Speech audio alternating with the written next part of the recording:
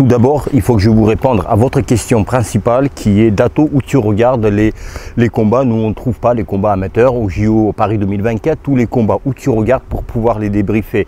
Les poteaux de Dato, si j'aurais pu vous partager ça, j'aurais fait ça dès le premier jour pour regarder les combats ensemble. Je regarde ce combat sur un réseau social comme un Facebook russe, donc il faut s'inscrire, tout ça. Donc, c'est un Facebook russe où je suis et eux-mêmes ils volent, j'imagine, à 100%. Hein. Je suis sûr, ils volent du contenu d'une chaîne. Je ne sais pas quelle chaîne c'est, il n'y a pas de logo, sinon je vous aurais dit. C'est voilà, une chaîne anglophone, peut-être vous pouvez trouver si vous cherchez, je ne sais pas quelle chaîne c'est. Donc voilà, c'est diffusion de 10, 11, 12 heures direct le matin et les combats du soir. Je me régale. Donc voilà, je suis désolé, je ne peux pas vous partager, j'ai aucun moyen, je ne sais pas quelle chaîne c'est. Voilà, pour vous partager cela. Maintenant, autre chose, les poteaux de Dato, là, les combats le 3 août, il y a des combats professionnels, il n'y a pas que les combats amateurs. Je vais vous donner le planning. Demain, mercredi, je vais parler de Martin Bakole contre Jared Anderson. Jeudi, je vais vous parler de Andy Ruiz contre Jared Miller, donc poids lourd aussi. Et jeudi et vendredi, je vais vous parler de combats principal, le main event de Crawford contre Madrimov, les poteaux de Dato. Bonjour à tous, je m'appelle Dato et bienvenue sur Dato Boxing. Si vous n'êtes pas abonné, je vous invite à vous abonner, liker cette vidéo, partager, commenter cette vidéo, me donner de la force et mettez la cloche là. Vous oubliez de mettre la cloche pour ne pas rater aucune vidéo, pour ne pas rater des vidéos, être au courant, pour que vous soyez au courant quand les vidéos sortent. Voilà, c'est fait. Maintenant, on va parler du français. Il y a seul combat aujourd'hui, 30 août, mardi, je crois qu'on est 30. Seul combat français, les Dato de moins de 51 kg, c'est poids mouche, moins de 51 kg. C'est Benama, les Dato, qui a boxé. Les poteaux de Dato, il y a une bonne et mauvaise nouvelle dans cette vidéo. Je vais commencer par la bonne et finir par la mauvaise nouvelle. La bonne nouvelle, c'est que le français Benama a gagné. Qui est ce Benama, les poteaux de Dato? C'est un boxeur amateur confirmé plus. Il est champion d'Europe 2022. Il est champion des Jeux européens 2023. Il est médaillé d'argent numéro 2 au championnat du monde. Pour vous dire, c'est un boxeur d'élite mondiale. Il a combattu, il a rencontré aujourd'hui, ce matin, le boxeur le boxeur américain, les poteaux de Dato. C'est que les boxeurs américains sont là aussi pour gagner. C'est une grande nation de la boxe. Les poteaux de Dato américains, un petit peu au style cubain, assez attentiste, garde basse. Il attendait les erreurs de Benama pour l'attaquer, pour contre-attaquer, pour le contrer et contre-attaquer. Et Benama tout de suite a commencé à travailler numéro 1, agressif, sans prendre beaucoup de coups, bon travail bras avant, bon travail de jambes.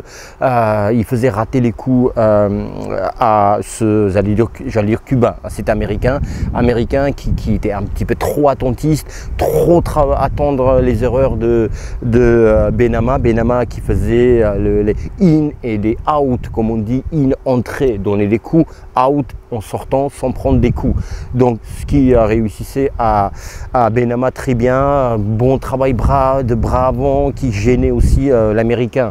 Deuxième ronde, il s'est plus adapté américain, c'était aussi dans le même style les deux rounds. Troisième round,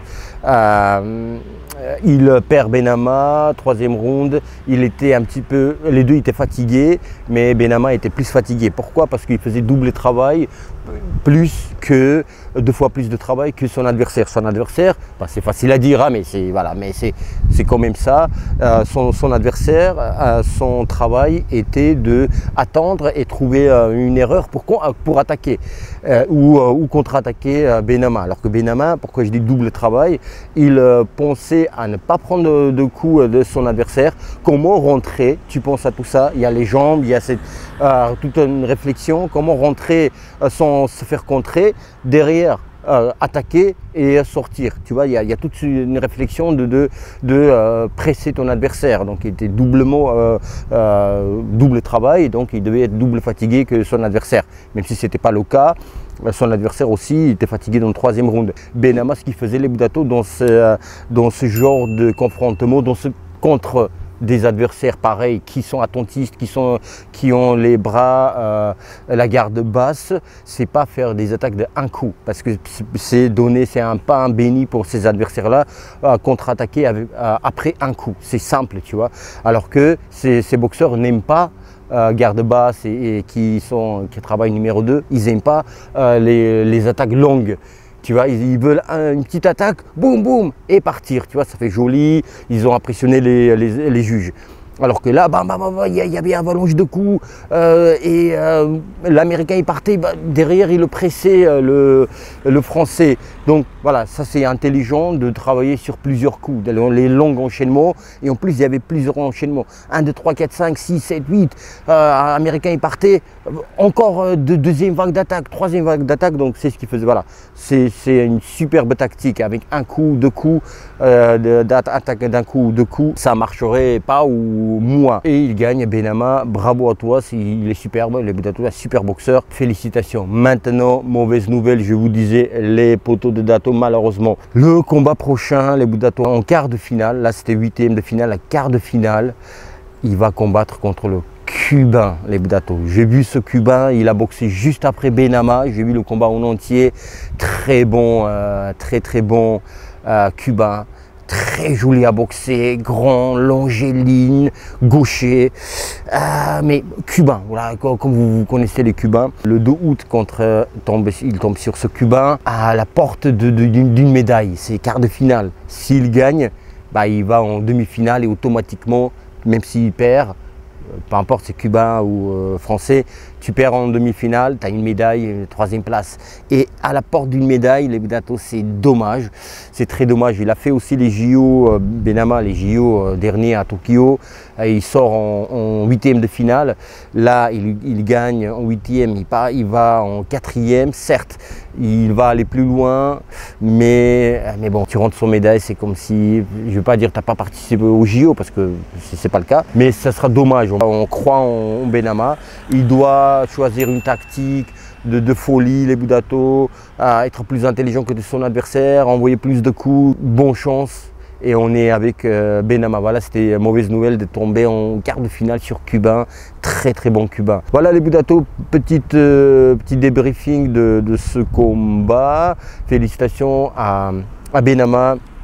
Et allez, équipe de France de boxe, filles ou garçons, peu importe, équipe de France, allez les gars et les filles, je vous dis à bientôt, à très bientôt, et bim, dans la gueule de celles et ceux qui ne sont pas encore abonnés à ma chaîne. Allez, abonnez-vous, en plus je vous donne 5 € pour un nouveau abonnement pour les garçons et 10 € pour les filles, donc abonnez-vous, ça va directement l'argent sur votre compte, vous me croyez, non?